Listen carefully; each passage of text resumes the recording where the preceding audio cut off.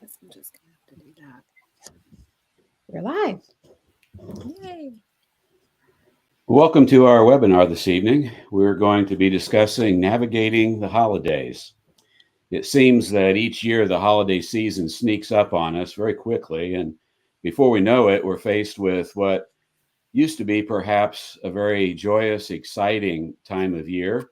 But now that we've lost children, we find ourselves facing uncertainty regarding our emotions and our expectations of what is in front of us. And we wonder if we can even make it through. Tonight, we are joined by some of our Hearts at Home team members. Each have lost one, and in one family case here, more children, and have each survived several holiday seasons. So we're hoping that you'll be encouraged and have some new ideas and strategies that will be helpful to you during this holiday season. I'm Gary House, and this is my wife, Laura, and we live in Lynchburg, Virginia, and we lost our 25-year-old son, Nathan, 7.5 years ago. Laura, why don't you say a few words about Nathan and show his picture here? Well, we all wanted to introduce ourselves, so we'll start. And this is our son, Nathan. And he went to heaven about 7.5 years ago at this point. He was 25 years old, electrical engineer, one of the kindest people we've ever known. And we miss him tremendously. Emily, you want to introduce yourself? Sure. My name's Emily Matuza. I live with my husband, Joe, near Minneapolis, Minnesota. And we lost our son, Joey. He's our second born of 4 in March of 2019 while he was at college. And I have Joey here. Sorry, but yeah. Boxes? You want to share? Yeah. Sure. I'm Dave Box, and this is my wife, Janet. And we have lost 3 kids. Our daughter, Bethany. There's a picture. Oops. Sorry. Which way to do this? Yeah. Bethany. And this is Katie. I don't have a picture of Cole. He was stillborn for that. But Cole was stillborn on June 21st, 1992. And Bethany and Katie went to heaven on December 26, 2013. Mm-hmm. Thanks. Melanie? I'm Melanie D. Simone, and I live in Bibb County, Alabama, with my husband, Hector. Our son, Dominic, this is Dominic, was killed in a single vehicle motorcycle accident 9.5 years ago. He was in his second year of law school and was 23, but within just a couple weeks of his 24th birthday. And we miss him very much. And we are continuing on this journey and thankful to have fellow travelers. Sorry for us being here. I should say that. I don't mean it the way it came out, but I'm thankful to have fellow travelers. We always feel that way too. Wish we could just. It makes the load lighter, you know. Yeah, exactly. Yeah. You mentioned Lisa. Yes, I also wanted to mention that Lisa Thacker is working in the chat box tonight, and she lost her son Dalton a few years ago, and she is part of our Hearts Are Home team as well. So we're glad she's here. Glad all of you are here, and like you said, Melanie, I wish we were here for a different reason, but I'm glad that we can have community with others.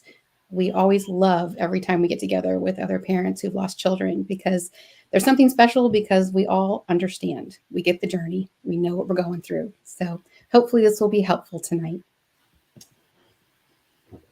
Well, we want to start with the question, why do the holidays bring an added level of grief? We know that holidays are usually very anticipated, highly anticipated, and we look forward to taking time off from work, perhaps, joining together with extended family as well as immediate family, perhaps driving long distances in order to do that. And we usually make memories during the holiday weeks. But traditions just aren't ever the same once our child is missing. Everyone gathers together for the meals and the different festivities of whatever holiday is we're experiencing. And we're all aware of the absence of our children. And most people, perhaps at least early on, don't know how to deal with that, whether it's our family and friends or us as parents. And it's difficult to communicate with each other because of that void. We find very often that emotional ambushes occur, totally unexpected. They come out of nowhere, and memories flood our minds. Usually, that's what causes the ambushes, as we remember times in the past that we had holidays with our children when they were present. We've had several of these emotional ambushes during the holiday season, the last 7 or 8 years. And we look back and recognize that our emotions covered a wide range on the spectrum. So, Laura, why don't you share a couple of memories of ambushes? Okay. And it can be anything, as all of you probably know. Sometimes it's the strangest things that actually cause an ambush, like walking through Kroger and seeing a can of Skyline chili, which was Nathan's favorite. And all of a sudden, there it is. That was tradition. Thanksgiving was Nathan's favorite holiday. And he would fast the day before. He was real tall and very skinny. And so he wouldn't eat anything the day before, but he would drink as much water as he could so his stomach could be stretched, is what he always said, because he was looking forward to Thanksgiving dinner so much and he wanted to have it more than once in a day. So for us, every time Thanksgiving gets close, that's what we're thinking about. For all of you here tonight, I should have said earlier, we'd really love for you to chat in the chat box. Please feel free to chat as much as you want to in that chat box. There's probably a lot of things that have taken you by surprise as well. Nathan loved pumpkin pie. Matter of fact, when he was 4 years old, Gary and I had a Bible study at our home, and I had made 2 pies. And we ate 1 pie for the people in the Bible study, and we could hardly wait till it was over so we could go in the kitchen and have another slice of the second one. And when we got to the kitchen, there was no other pie. Nathan had eaten the entire pie, a very little guy. So that was his favorite. So that's another thing. And again, I'm sure all of you have ambushes that can come out of nowhere. And hopefully tonight, as all of us answer the questions that were submitted and questions that you might put in the chat box, and just also things from all of our years of looking back and of loss and things that still happen now, hopefully you'll take away some strategies to help you be able to face what's ahead. And you may have already had those ambushes. I know here in Virginia, our stores have Christmas. You guys have Christmas? Yeah, it's everywhere. So it's almost like Thanksgiving's little blip in a corner, but everything now is Christmas. So it's here already. So we want to kind of get started with some of the strategies, and just want to mention 2 quick things. And one is acknowledge your grief. I think probably we're all very aware of what's going on, but what I mean by that is be prepared that it's not going to be easy, that the holidays can be very difficult, and be prepared for that. There's going to be a lot of emotions to deal with. As Gary mentioned about the ambushes, be prepared. They're going to happen. And make sure you surround yourself with some support. Community bereaved parents. Wanted to mention that Melanie writes a blog called the lifeididn'tchoose.com. It's where you can find it. Tremendous. And a whole lot of help there. If you're part of support groups, grief share, other things, surround yourself with some people who understand child loss as you move into the season, and then make a plan. And that's some things that we're going to start talking about. And Emily was going to start us off with talking about some realistic expectations for yourself and for those around you. What's realistic? Yeah, exactly. I always go back to, when we were expecting I don't know about all of you, but that book, What to Expect When You're Expecting, it just sort of laid a expectation foundation for every parent, like indefinitely. And I think it's really hard for us not to dwell in that place. And so I think the holidays really bring on, expectations, whether we need them to or not. And so I just thought I'd write some down. Try not to expect others to understand. I once had a pastor who used the phrase or the acronym EGR. There will be situations and individuals that you can just remember are EGR. That's extra grace required. I love it. And we encounter that a lot, I think, as grieving parents. We're sort of everyone's worst fear. And so that brings that out. Also, try not to expect others to mention your child. They're often either afraid of triggering you, and so they're nervous of the approach, or they themselves don't want to process it and would rather avoid it. So either way, it's a protective, piece. And so if you go in expecting that, I can say from like my holidays, it was hard. You go in and all you want to do is talk about your child and, hear everyone remember your child and share memories. But oftentimes there's a silence that's unexpected. And so just to be prepared for that. Try not to expect yourself to meet the social holiday expectations of others. There's strategies around that. You may need to set boundaries. You can write a grief letter, you can share, but there's going to be people who expect that you are better off surrounded by people. And there's situations where you cannot people at the time, and you don't have to. That's where, solitude with God sometimes for me was the most comforting place. And I really wanted that more than I wanted to people in that moment. And so you can do that. And if they don't understand or that, just write a letter if you can't verbalize it. Let's see. Try not to expect yourself to do the things you did in the past. I can tell you the first year for me, Joey passed away in March, and Christmas decorations were not doable for me. Pulling out that stocking, I had gotten him an ornament every year. It was not doable. And,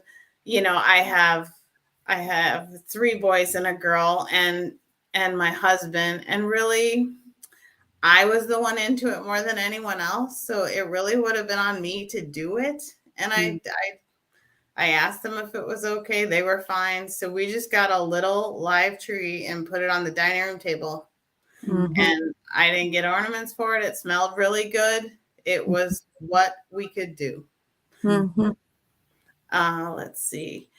Try not to expect your perception of how others will respond to be the reality. It's really hard not to, think that people are going to act certain ways, and then they will disappoint you, or they will disappoint what you think is supposed to happen, just because, they're in the busyness of the holidays. They're not living in our valley necessarily. And so they don't see everything we see.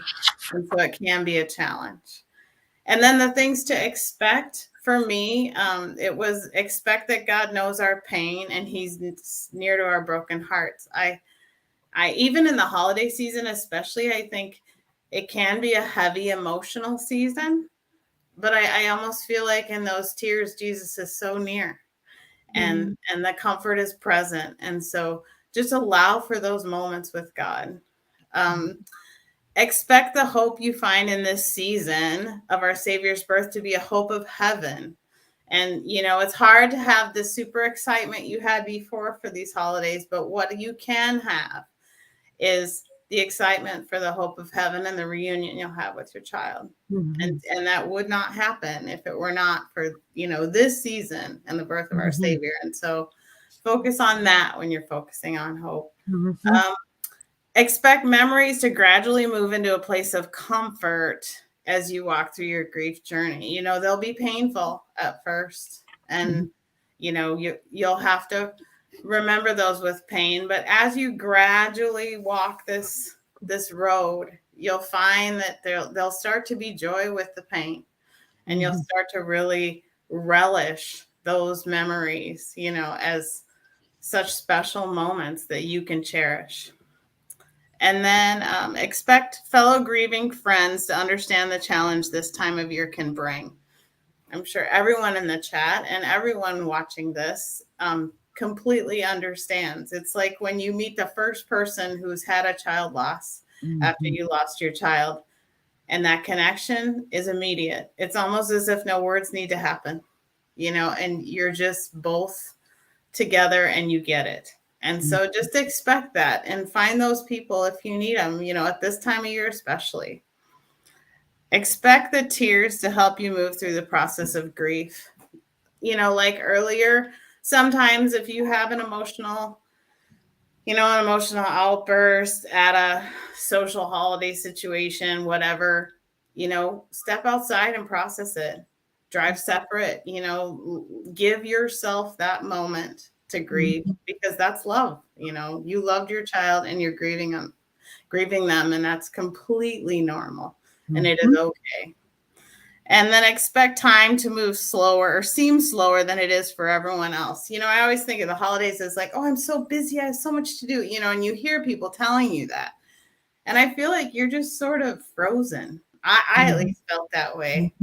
I worked in a school office at the time, so everyone was coming in announcing how they had so much to do and there were so many things, and they and this and that, and I just was like, what? Like kind of this fog of blur. Like I'm sort of at a stop or barely moving, so because you had such a huge life event and everything kind of is going to that. And so these huge holiday stresses that everyone has, they aren't really phasing you like they once did. And so your time difference is present. Like it's real. Like we all experience it, I think. And then expect to feel distracted by your grief, as it's an additional task. One of the first support groups I was in, I remember a lady saying, in her mind, her child, was almost like a distraction, like a spinning wheel behind her. And it was just like, Joey, and she was at work trying to work on this. And there was just this other task she was juggling. And then also in the holidays, you have that guarded, protective nature of your broken heart. You don't know what's coming. You don't know what's going to be said. And so you almost have to have the energy for that as well. So, when you wear two different shoes outside, that's normal.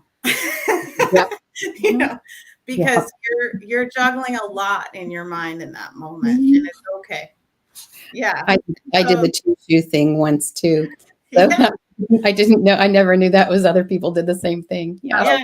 Shirt inside out, two shoes. I've done a lot of those. And I say, well, at least we have a reason. Yeah. Well, before we switch topics, does anybody else want to chime in on setting realistic expectations for ourselves and for those around us? Anybody else have anything they want to add? That was wonderful, Emily.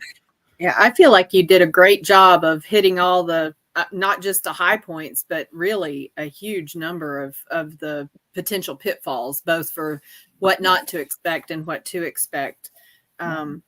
I wanted to mention one other thing about, if somebody doesn't mention your child. And I think another reason is because it's very difficult to speak of a child, especially, a younger child. And I'm talking about anybody, 40 and under, in the past tense. And we have no pattern or preparation for that. We're used to when our grandparents die or somebody, or, we say, oh, grandma used to make cornbread like this or whatever, but we don't know how to talk about children that way. And so I think that's another stumbling block for people. So I face this in my own family, and I chose to begin modeling how to talk about Dominic, and I just said, number one, you can't make me sadder. It makes me sad to not hear his name. And number two, if you would just I would just talk about him. If it was a character trait, I talked about him in the present tense, because I believe when we get to heaven, we're a perfected version of who we are. I don't think our personalities disappear. So, he's funny. He is funny. I believe he's still funny in heaven. But he did this thing that is a past tense thing, just like I would say about anybody that's did something in the past. So I think sometimes we have to model that for our people. That's good. I think Well- too, like one thing to add for us, we were traveling, we were leaving our own home, we were staying with somebody else, and it probably would have. I wasn't successful at this. I didn't like set my mother-in-law up to say I'm going to need time alone that I didn't used to have. And one day she came down. I was in the bedroom, and she asked me if she had offended me in some way. And it never crossed my mind that my, withdrawing would make her feel that way. And so it would have been better if I had just said up front, I'm sorry, and this is new, but I'm going to need some time by myself. And it has nothing to do with you. It's just this is very challenging for me. Yes. So all of us would agree, just Yeah. trying to be honest and upfront. Doesn't matter what somebody thinks, just tell them. Well, of course, at the beginning, we don't even know what we need, but we do know how we're feeling. And if it's I'm overwhelmed and I need to leave, then, being honest. Well, David and Janet, you were going to talk a little bit next about, well, I won't say exactly the topic because there's a couple topics, but can you just go ahead and take it from here? So one of the things that's probably helpful is if, as you go into Thanksgiving, you go into Christmas, is that you think about, what's your purpose for this? When I think about Thanksgiving, I always think about thankfulness and family, but really the purpose of it is to take a moment and express what you're thankful for. And so that purpose did not change after our children died. There was still this take a moment and be thankful. And what exactly are you thankful for? And you should take some time to, with your family, sit down and ask, what do you still want to do? What makes you really uncomfortable? What don't you want to do?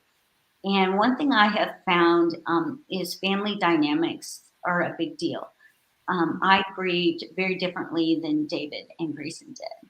And so what they needed was different than what I needed. And I tended to ask what people needed and then do what they needed instead of necessarily take care of myself. And then I would withdraw. And so, but if you know what your different dynamics are, you can think about that. Maybe your child needs to be away sometimes when the family gathers. And if everybody comes and you've eaten dinner and they need to go do something, maybe one parent can take those kids that are struggling away and take them to do something different. And you can stay with those that are doing okay in that environment. So think about what works for everybody because we're all different. And just because we're grieving the same loss doesn't mean we do it in the same way. And, don't feel pressured to do exactly what you did before.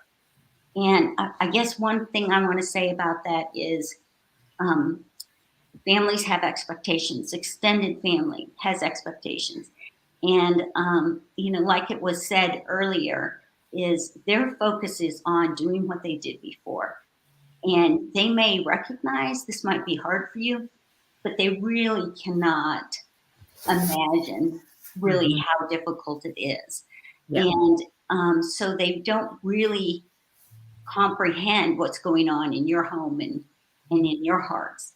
And so sometimes they're going to ask you to do things and you can't do what you used to do. And sometimes you're going to have to prepare to tell them, I can't do that this year. You can't do that this year. And expect some pushback because sometimes families get very upset that you can't do what you did before.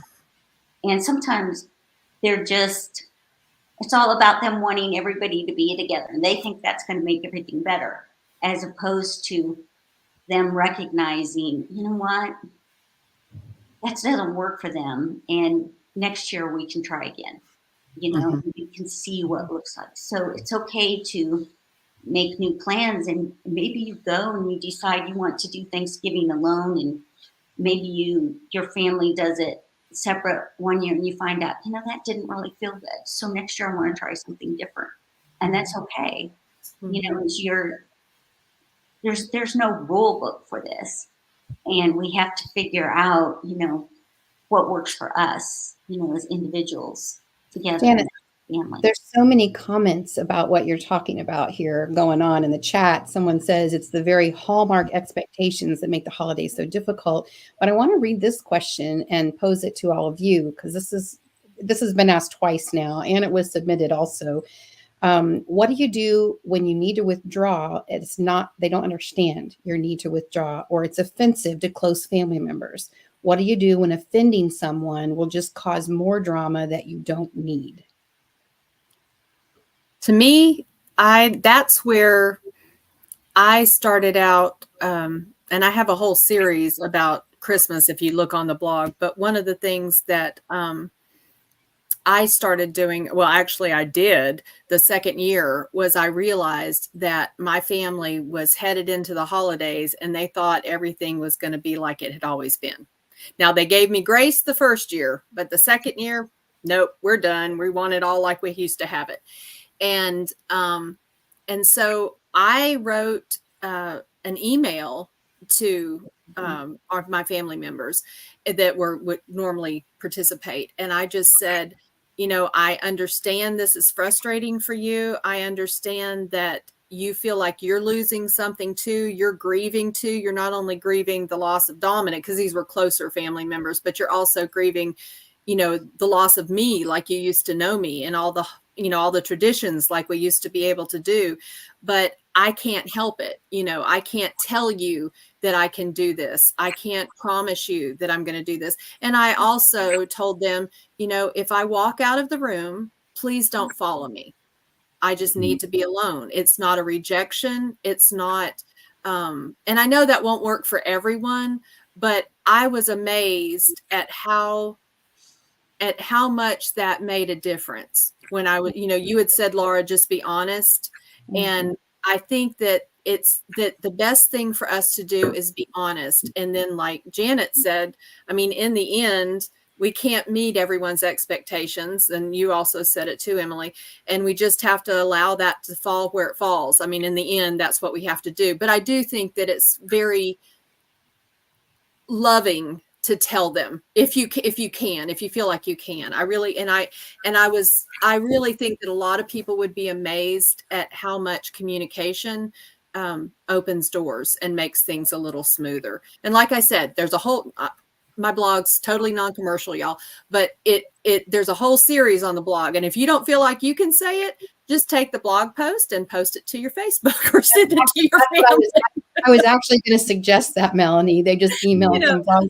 I'm going to I'll send a follow-up email to everyone who registered, and we'll put the blogs in there. If you can, we'll specifically put those in there.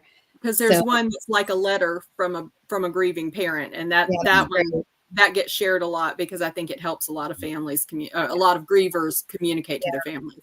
And ultimately, like you said, we can't control their response. And some people may respond, as someone said earlier, it may, on their end, they may be like, well, we can't control that. But we've been honest, we've done our part. And I love what you said, that it's a loving thing to do, to let them know. I love that. So yeah, Janet, go right ahead. Thanks for letting us. There was so much conversation on what you were saying. It was so spot on. So that was great. And it's a difficult situation because for some families, it was okay if you were going to be out of town with the in-laws, because they understood that, but they didn't understand they're available and they can't come, or they say they can't come, or they won't come, that kind of thing. And sometimes I think it's helpful too to say, we don't want to put a damper on anybody else's holiday. And you're presenting it as you're being kind to them, as opposed to, I need you to accommodate me. Correct. Yeah. Sometimes that's really helpful because they think, it's all about consideration for others. And it is to a degree, but for the most part, it's self-protective. Yeah. Sometimes you have to leave because you have to leave. You know? So it's okay to start new traditions. I think we kind of touched on that. I was thinking, it's like some of these are things I wished I'd have thought of earlier, but I was like, how do you incorporate your child into this Thanksgiving holiday when people won't, automatically talk about them? And so one thing I think would be nice to do is make a centerpiece for your table and maybe have a candle in it. And then around the outside, maybe some greenery, but get small pictures and put them in little individual frames and put pictures of people that have already passed on. I mean, lots of times it's parents or grandparents or something, but include your child's picture in there. They're still part of this family, even though they're absent. And, and sometimes it opens the door to conversation too. So it may be as simple as, I really like that picture of Bethany. And I remember this about one time we were together. And that stuff is really, encouraging to pretty hard. And like the decorate or not, cook or not, shop or not. One thing with shopping I did, shopping, I was in the Hobby Lobby and I saw ladies from my church and I just turned around and went the other way because I did not want to interact. But I learned to do a lot of shopping online because I didn't have to be out in the stores, which required, the energy of getting dressed and getting out of the house and navigating parking lots and people and, people's joy, and you're just shopping, so it's easier to do it at home and have it delivered and that kind of thing. It's okay to do those things. Do what works for you. The writing the letter to your family, your church friends, I will say you can be as careful as can be with those words. And sometimes it's great to do that because you do get to edit your words, and maybe you can have a friend look it over and make sure people aren't going to receive it in the wrong way. But people sometimes are offended because they want to be offended. Yes. That's part of their personality, and I think you kind of have to expect that. 100%. You can do your best, but even your best isn't always going to be well received. Yep. Yeah. I think that. Yeah. I guess one of the other things is, one thing I found is in my church, families that have suffered tragedies before, and look for those people because those are the people who are comfortable talking about pain and about talking about faith in relationship to their pain because they've had to work out their faith. And probably many of you are trying to reconcile what happened in your life with what your beliefs were and finding some things didn't quite sync up the way you expected them to. So, look for those people because you might make some really good friends that way and find a lot more support than you would have otherwise. Yeah, that's great. Melanie, I think you're up talking about giving ourselves and others a whole lot of grace. Yes, it's it really dovetails with a lot of what Emily said. Just maybe a few more specifics. One of the things that I learned early on was drive separately so you can leave if you need to. There's nothing that can escalate a grief ambush faster than feeling you are trapped somewhere. And so that's one of my cardinal rules is, of course I'll drive with family, my husband or a child, one of our children or something, because they understand. But I also make, in order to accommodate them, like you said, Janet, I will tell them if I know up front, I know I'm not going to last, but X amount of time. If y'all want to stay longer, let me just take my own car or whatever. But I also do something, which is if it's an event, I make sure I'm on the end or of a row or a pew or only like a family member is next to me so I can get out if I need to. I locate bathrooms. If it's in a public place or a church or a private house, who's going to follow you in the bathroom? I also, a lot of times if it's an event that I know is probably going to be a little hard, and maybe it's like a public event, like a church thing or something, which, by the way, you are also not obligated to go to. If you already know that it's not going to be something you can go to, you can just not go. But further along, when I felt like I could go, I would enlist if I wasn't going with a family member, I would enlist the aid of a friend who, whether or not they were bereaved themselves, they understood my situation, and they would be like my wingman, and we would hang together.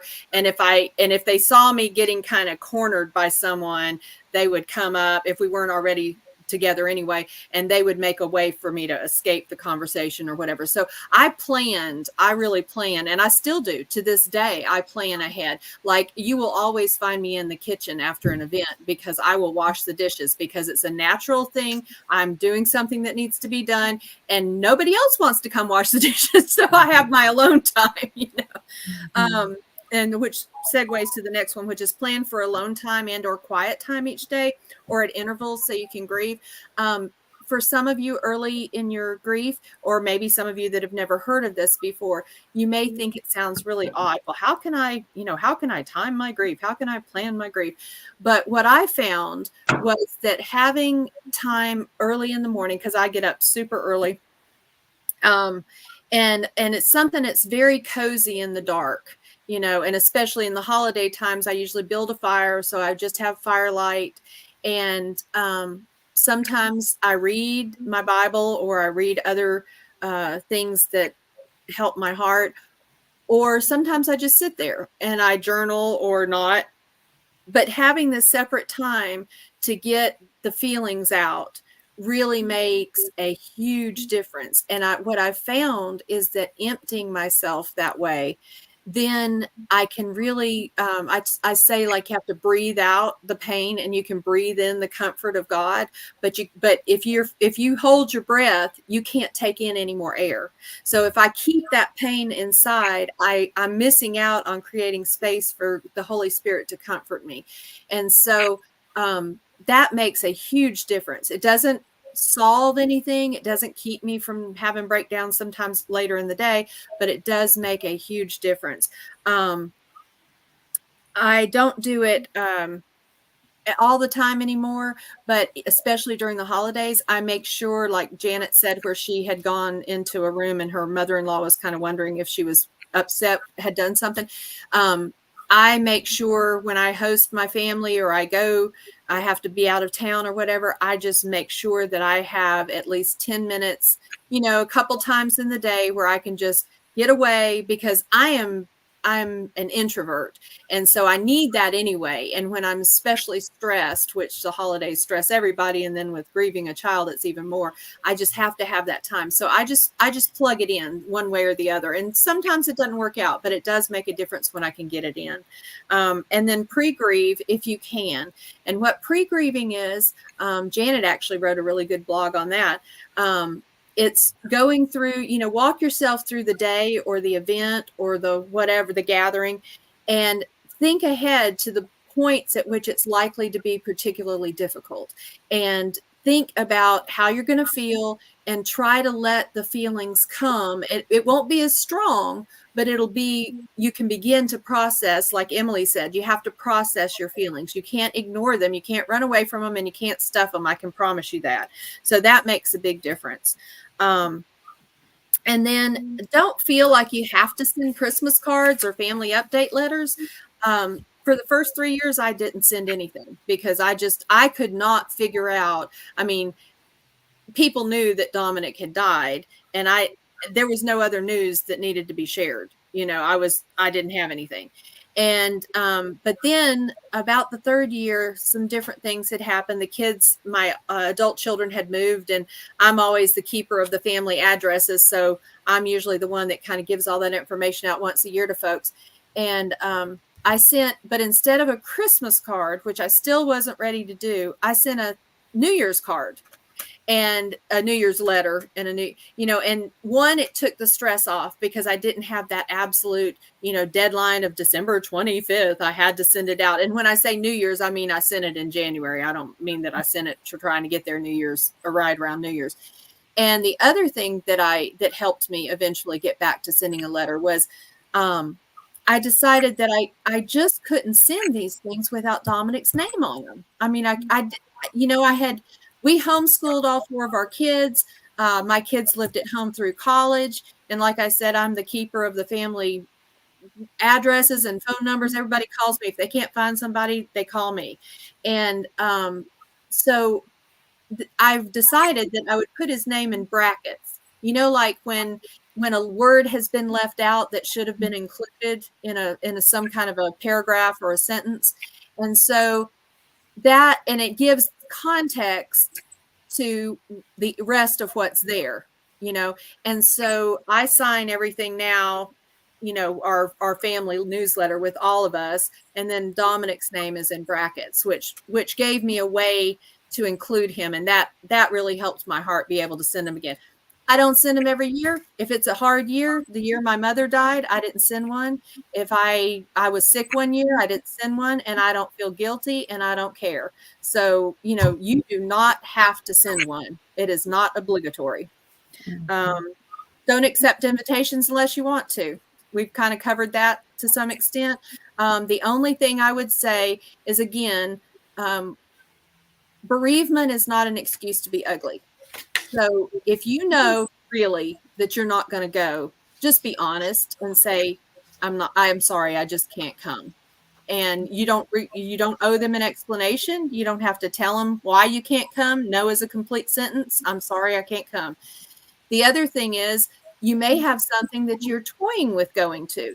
And when you want to do that, at least ask a person, especially if it's the kind of thing that it matters for food or head count for some other reason. Say, hey, I would love to come. I plan to come, but I'll be honest with you, this time of year, I can't always, sometimes I get up to the moment and I realize that I just can't do it. I've had a hard day or a hard week or whatever.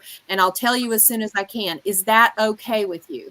And if the person says, sure, then you can do it that way. And if you have to back out at the last minute, fine. If the person says, that really puts me in a hard spot because I've got a planned meal or whatever, say, okay, then I'll just tell you that I'm not going to come then, because, I just don't want to put you in that position. And again, I think it's just the loving, kind thing to do. And one of the things that I've felt very strongly about since literally the moment I heard about Dominic and people started coming to the house that morning was, I don't have an excuse to be ugly. And I don't get a pass on just being cruel to other people. And then the last thing is to be prepared for well-meaning but unhelpful comments, questions, and suggestions. And I did a whole blog on answers to awkward, unhelpful, nosy questions. I don't remember what the title of it was, but some things are like, people may ask you about the details of your child's death. And that happens sometimes with family members. They think it may be a little while since your child passed, and they think they're owed some kind of inside information. And I say things like, why do you ask? That usually stops people right away because they don't have an answer except that they're nosy. If that's an uncomfortable question that I'd rather not answer, does it matter? We choose not to talk about his or her death.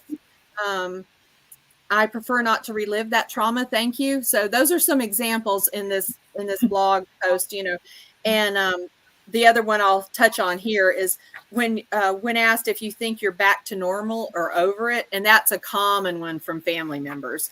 No, it's a complete sentence.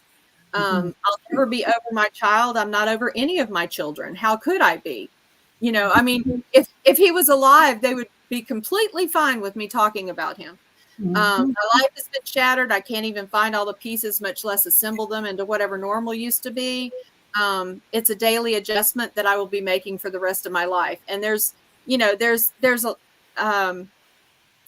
all kinds of answers in this particular post. I won't go over all of them. But one of the things is you can always deflect, demur, or redirect. And usually what I do when somebody is just absolutely being nosy and I truly cannot get away from them, I usually just start asking them about themselves. I say, oh, how are your children? Or how's your husband? Or how's your job? Or whatever. And you know what? 98% of people will launch into their own thing and you won't even have to say anything else. Mhm. Yeah, that's good. We'll definitely put some links to some of these good resources. There's a question that was submitted. I'm going to read that because I want to pose it to all of you because some of you had kids at home still when you lost your child. And this is important. This is a great question, and there have been several responses to it in the chat box. So a mom here is asking, how do you dealing with your other kids' expectations? Our 13-year-old daughter has already gotten upset that we don't seem excited for Christmas. And we have 6 living kids, ages 7 to 23. Any responses to that question? That's a tough one. I didn't have younger children at home, but my younger two were like 13 and 15. Well, 12 and 14, just about turning 13 and 15 at the time. And I suppose at their age, it's a little easier to understand because they process the emotions, whereas younger children, I can tell you my husband worked really hard for everything to be okay for them, but I think he exhausted himself. And I do think that they understood that we were grieving and they understood, and they adjusted, what they expected. But then, like when we got together in the big holidays with all the nieces and nephews, and all that, it's sort of like everything is supposed to be the way it was. And that is where like online shopping, maybe new traditions, maybe, acknowledging fun memories or having them share memories of your loved one. I don't know. Those might all help. If you guys have any other suggestions, trying to keep it as light as you're capable of. And if you have other family members who can help with this, I think if you have younger children, there's a lot of people who, are jumping at the chance to help support you through that and use them as your secret shoppers. I mean, and also to take your younger kids to events, like if there are community or church events that your family generally usually participates in, just try to get another parent, to someone you trust that'll be sensitive to your child, to get them to take them. That's a great idea. And one of the things that I found, and of course my kids were all young adults, but I even think that it works with other ages. Maybe, honestly, I think it would work with any age, probably 6 and up to some extent, is ask them what is the most important part of our holidays that you really want us to do or you would like for us to do. And then, you might not be able to do all of the things, but try maybe if you can to make a way to fulfill, the most important bits. It may be put up a Christmas tree. And if you can't put up your old Christmas tree with all the old ornaments, then get a new one and put up. That's what we did the first year. We just got a smaller tree, like you said, and I didn't put any of our old ornaments. I couldn't do it. Yeah. Well, before we move on, and we want to just give a whole lot of ideas, and I hope everybody will put their ideas in the chat box too. But Janet, do you want to just keep moving through? There's a really good question that says, how can we feel okay with other people's kids at Thanksgiving when ours are missing? That was sent in to us from someone who's here tonight. And so one of the things I learned, and this I didn't know, is that your feelings are driven by your thoughts. So when scripture tells you to take your thoughts captive, it's for a purpose.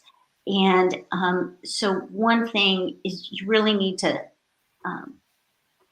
speak truth to your soul and I want you to know that feelings aren't facts Mhm. and thoughts don't necessarily represent the truth. And so you're going to have to be doing some internal processing about, you know, how do I feel and why do I feel that way and that kind of thing. You're going to have to do a little bit of mental work with that. But do your best to take your thoughts captive when you can. And I would ask myself questions like, the absence of somebody else's kids will not make me feel better about the absence of mine. Mhm. And so I tried to look at, I tried to separate my kids from other people's kids in terms of I wanted to be happy for what they were doing. I wanted to, um, enjoy their personalities, that kind of thing, interact with them. And so maybe it was not as hearty, but I think I tried to make an effort to deal with other people's children, kind of like I'd want them to deal with my children, you Mhm. know? Um, so I think that's a big part of it. Does anybody Yeah, have a better answer for that or a different answer for that? I think that's a perfect answer. Yeah, Yeah. yeah. I love the your truth and the truth. Like Mhm. early on, it's like you kind of live in that place. Like, okay, what's my perceived truth and what is the truth? Mhm. Yeah. And all And of our that's go our ahead. our feelings are all valid. I mean, grief Mhm. is so messy. Wow. I mean, that tangled ball of emotions that most of us have seen, like through grief share, like Mhm. 200 of them, they're all valid, but they're not all the truth. So Right. your feelings are valid and legitimate and part of grief, but then you have to measure it, like you said, Yeah. against what really is true. Yep. Yeah, years ago when I was in college, before I ever knew anything about this kind of stuff, I had a teacher, and I don't know what made me remember this, but she said, feelings aren't right or wrong, they just are. Mhm. And that's Mhm. true. And your responsibility is how you respond to the feelings Right. that you have. And like Melanie says, bereavement doesn't give you a right to be unkind to other people or to be cruel in your responses. And sometimes the best thing you can do is nod your head and be silent. Mhm. When Yes, people are, it's true. giving grace sometimes is just the best you can do is keeping your mouth closed. Mhm. You know, Yeah. and it was always helpful to me, and Melanie touched on this, was thinking up responses to common questions that Mhm. made me uncomfortable.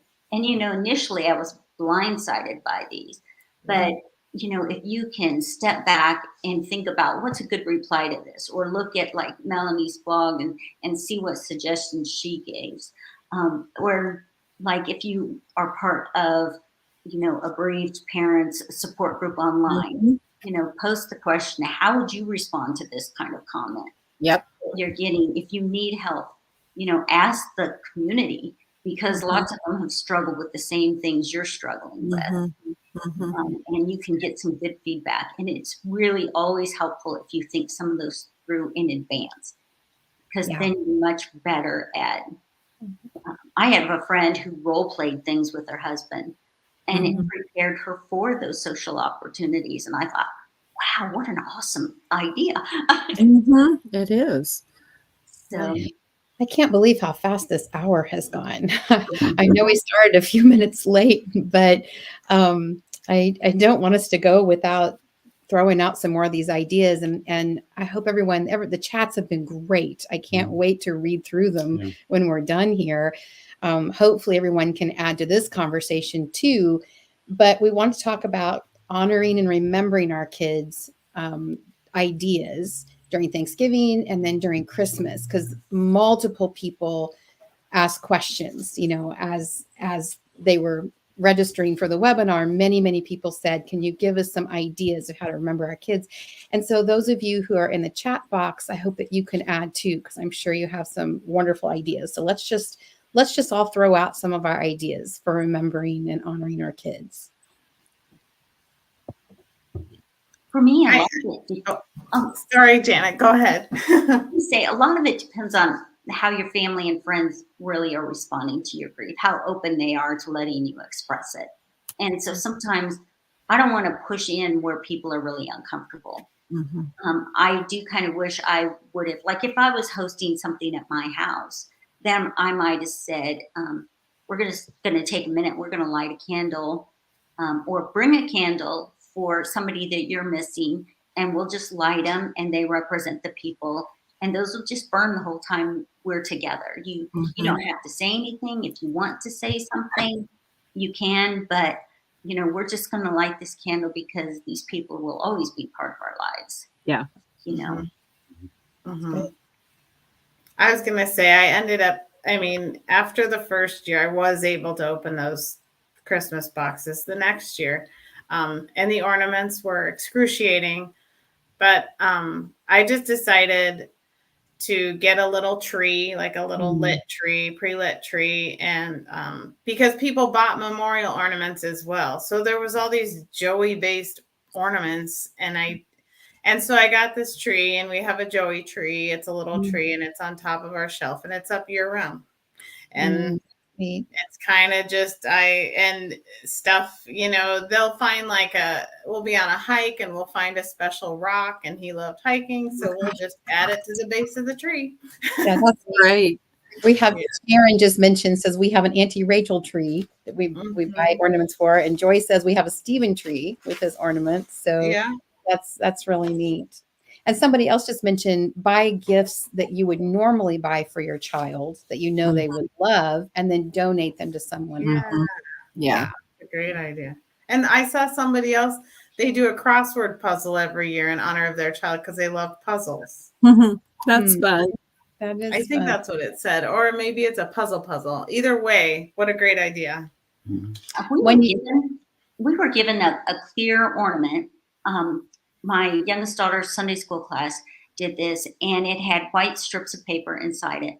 And each kid from the class had written a note inside it. And then they put these inside the clear ornament, and they gave it to us with a stand. And you could make something like that where you're all contributing to something to put on the tree. Yeah. One year at Thanksgiving, we took a plate and put Nathan's name in the middle. And then we asked everyone in the family to use those permanent markers, that you could put the plate in the oven and set it afterwards. Just put a word that they thought of when they thought of Nathan. And I have that on my stove. It was going to be a spoon rest, but then I realized it wasn't all sticking perfectly. So it just is sitting beside there. But that was very meaningful. And some of the words were surprising what people put. When they think of Nathan, what characteristic or what's the word they would think. And so that was special. And then we reproduced all those words onto a what's the word I'm looking for? A birdhouse. Yeah, we put them all on the roof of a birdhouse, and it's hanging next to where Nathan's earthly body is. And so those words were meaningful to us. That's nice. Those lanterns that you light and release and they float up. We got a bunch of those, and I think it was at Christmas time, and we set them out and we asked everybody to write a note on them for like Bethany or Katie. And so people did that, and then we invited them another day to help us release them. That kind of fell flat because it rained and was nasty.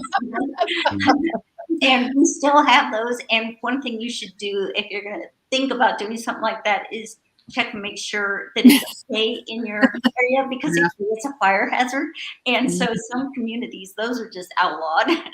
But maybe you have a lake where you can get the floaty ones and let them go. You know how easy it is now to make books like Snapfish or Walmart, and people love those hard copy books. We have a book of a Thanksgiving. It's actually 2014. So the last Thanksgiving that we were all together with extended family, my side of the family. And we have an actual book that we made and just kind of detailed everything that happened and tons of pictures. So you could make Thanksgiving books or Christmas books and have those sitting in, and people are going to be looking through them, and it has your child in them, which is super special. Yeah. We've talked about it a little bit before, but in terms of talking about our children, but I think it fits here in the context of honoring and remembering them. When we are together with immediate or extended family for either holiday, we found it very comfortable just to talk freely about Nathan. Just say things like, boy, Nathan would have loved this dish, or Nathan would have loved this dessert. And it just kind of comes natural. I don't know that it did the first year or two, but after a while, it's almost as if he's there.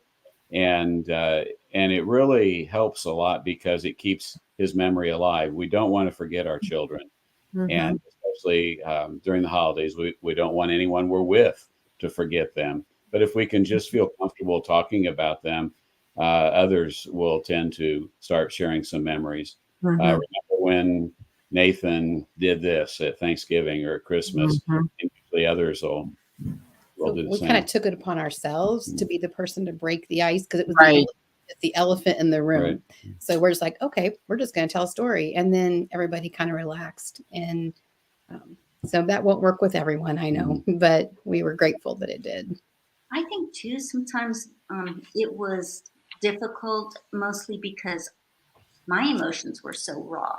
It'll be 10 years that the girls left us in December. And, you know, in recent years, I can talk more comfortably about them because I've healed in, you know, through a lot, processed my grief, you know, through a lot of things. It's not that I can't still be triggered or, you know, there aren't moments that are difficult, that kind of thing. But I think some of the reasons those moments are hard is because we're so raw.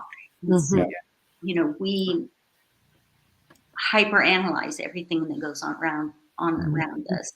Yeah. Yeah. Definitely doesn't happen right away. Right. Yeah. Well, I don't want to quit because we have lots of other things to talk about, but we also don't want to go much longer than an hour. So all of you here, is there anything else that you really on your heart you really want to share before we close this out? I think the thing that I've learned in this last year, and that's just in this last year, I did a Bible study about lament, and Gary and Laura had the author of the book we did, Dark Clouds, Deep Mercy, Mark Vrogoff. I probably don't say his name right, but learning to lament, the biblical process, I wish I'd have known that 10 years ago. I think it would have been very helpful to me in terms of processing my grief and that kind of thing. You know, you can't be intimate with a friend unless you're vulnerable with your true emotions. And if you feel like you can't say things to the Lord, then you can't be intimate with him. You cannot have the difference between a father, that's my father, and that's my daddy. You know, one just is, you know, a closer relationship. And so, you know, I would highly recommend the book, but you can also watch him on like YouTube and see, you know, what he says, but just the ability to say to the Lord honestly what you're thinking, but also to reflect back on his past faithfulness to you and his promises to you for the future. Will help you to rebuild some of the trust that you might have lost in terms of, you know, it didn't play out the way I expected. You know, I was reading about a mother who was just sure her child was going to get healed and was absolutely unprepared for the fact that the healing became a heavenly healing. And so, you know, a lament is really important in those places. I'm so glad you brought that up, Janet. And I want to just mention that anybody here tonight, you can go to the Our Hearts Are Home YouTube channel. Actually, you're on the YouTube channel, most likely, if you're watching tonight. And Mark Vrogoff, Learning to Lament. It's one of the best messages I have ever heard. And encourage you to listen to that. Emily, Melanie, you guys have any parting words you want to share? I think that a lot of what we've said tonight involves being honest with the people with whom we share the holidays. And I would just like Janet was talking about being honest with the Lord and lament. I think there is a pattern for being honest with our family and friends. And it won't always go well. I love Emily did such a good job of laying out the expectations and that it's not always going to go the way we think it's going to go, but it will probably go better than you think it would a lot of the time.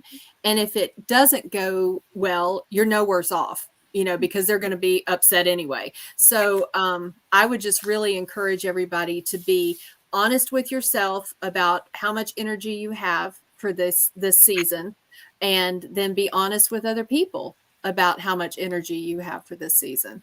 And I've found over the years, and this will be our 10th set of holidays, even though Dominic, it'll be 10 years when Dominic went to heaven next spring, but it's our 10th set of holidays. And I would honestly tell you that is the best practice that I adopted the second year. And some years have been horrible because, being honest, didn't get me anything with him, but it's still, I didn't lose anything. And sometimes I gained more than I expected to.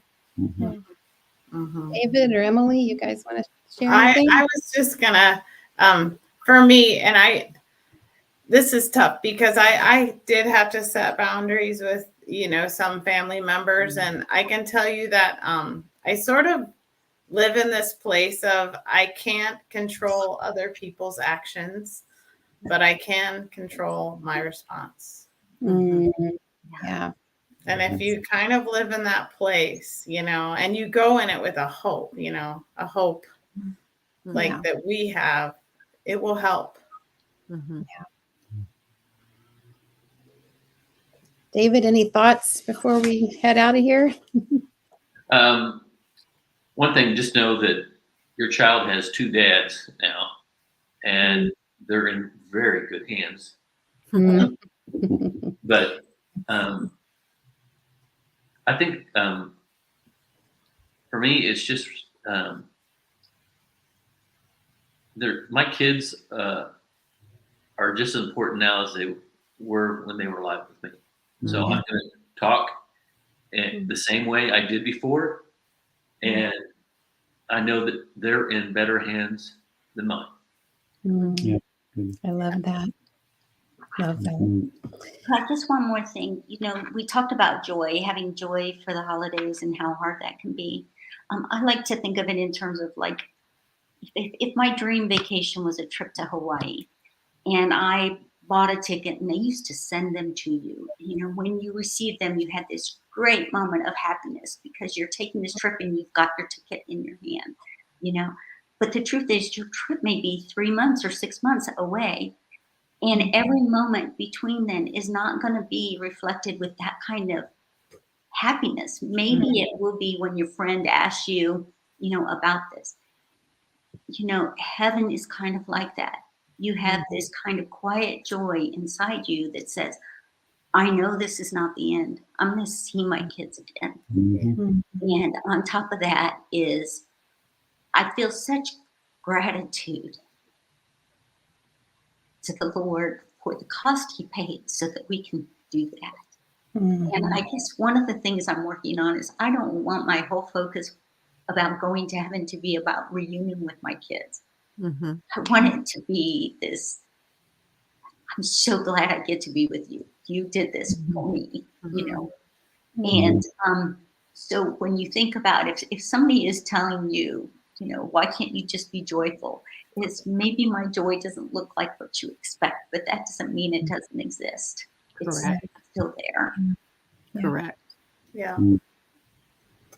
I just want to say one more thing, and that is that if you're on here tonight and didn't register, so you won't get the follow-up email, I just want to make sure you know that there is a brand new Facebook page. It's a private community for our Hearts Are Home families, and reach out.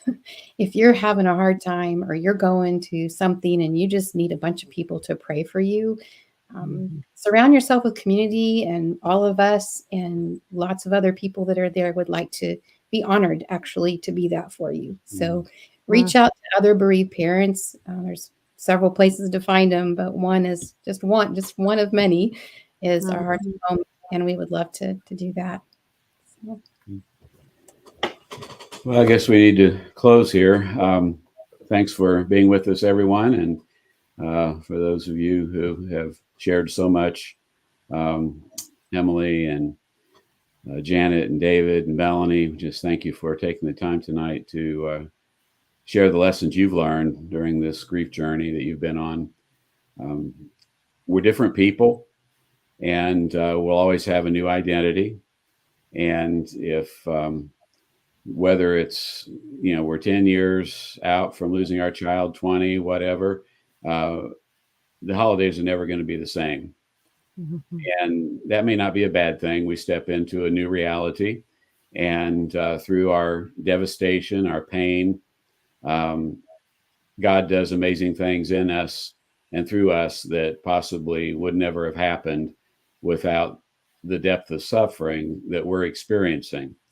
And so everything looks different. And as we approach the holidays here, they definitely going to look different. We have people, as I've watched the chat box here tonight, we have people who this will be their first Thanksgiving and their first Christmas. And if that's the case, we remember that very well. There's a numbness there. I think God gives that to us to protect us that first year in particular. And so you might not even remember much about these holidays after you're through them, but still, you can still enjoy it with those that you do spend time with. And if some of your friends and family have difficulty with your new identity, they're going to have to grow and accept the fact that you're different. You're a different person, and they're going to have to like you the way you are now. And or not. Yeah, or not, right. Or not. That's okay. Yeah. That's okay. And as we gather together with our friends and family in the next few weeks, we have to give them grace, because we have no choice but to sustain the grief. It's going to be there with us, and it's not going to go away. And yet for our friends and family, they can usually only sustain this significant level of grief for a short period of time, maybe a few months. So we have to reach out and give them grace, because we're the ones that understand very clearly what we're going through, and they don't. And we can also educate people that don't understand and teach them about what we're going through. But I've seen at least one message here on the chat of someone that not only is going to be going through their first holiday season, but December is also the birthday of the child that they lost. So there's just a multitude of reasons, for this to be a difficult time. But you'll get through it, and take it to the Lord, and just grieve well, and enjoy it as much as you can, and we'll get through it, just step by step, and you'll survive. We all have, who have shared here tonight, and we've survived many holiday seasons, and you will too. I wanted to say one more thing, and I can't remember. One of you ladies said this about it won't always be like you feel it right now. I don't remember which one of you said it, but just following on what Gary was just saying, I just wanted to encourage people that are new to this journey that it doesn't always stay where you are right now. Where you are today is not where you're going to be in the future. So, the Lord is right there with you. If you don't feel it, it's because of your own grief and your feelings. He is right here, and he's holding you. And just want to encourage you, because sometimes the pain is so terrible those first couple of years, and you think, is it going to always be like this? The answer is no. All of us here tonight can attest to that. Somebody said it earlier, but I just wanted to say that one more time, because there's a whole lot of people here that are very, very new to this journey. So. And I'd like to challenge you also, particularly if it's your first year, to jot down your feelings, maybe journal some years and your anxieties going into season here. And then this time next year, look back at that. Mhm. A year from now, you're not going to feel like you have grown too much. But if you go back and see what you've written down, you'll see that God has taken you a long way in the journey and that he's given you more strength than you can imagine. Right. Wow, it's been wonderful to be together. The thing that I hate at the end of every meeting is pressing the red button that makes us all go away. So, we're going to close. Yeah. Yeah. I'd like to close in a short prayer for everybody. Father, we thank you so much for this time that we have had together, and just so many great suggestions from years of experience of grief and loss. And we just thank you for the insights that you've given us tonight, and pray that as we approach this holiday season, which will be a difficult one for all of us, that you will go before us, prepare the way, prepare our hearts and our minds. Help us to, even as has been suggested, grieve ahead of time, and do all we can to prepare ourselves for what we might face. And no matter how much we prepare, we know that there will be the ambushes and the emotional times with things, memories, most likely, that come to our minds that catch us off guard, and just give us strength. We know when we have experienced this depth of loss that the verses in scripture that we may have overlooked in the past become very real. The fact that you mourn with us and you weep with us, and that you are right there with us, and that you understand perfectly what we're experiencing and all that we're going through. And just wrap your arms around us, and love us, and walk with us, and help us to feel a strong reality of your presence during these next few weeks. And we just pray that that our lives will glorify you, as we know that people will be watching us to see how we handle our circumstances. And we just pray, Father, that they will see us turning to you and relying upon your strength that you give us. And just commit each person here tonight, those who will watch this webinar in the future, and just pray that you will use it to help us all get through this difficult holiday season. We thank you, Lord, that you will be the one who will help us to navigate the holidays. And we pray in Jesus' name. Amen. Amen. Good night, everybody. Good night.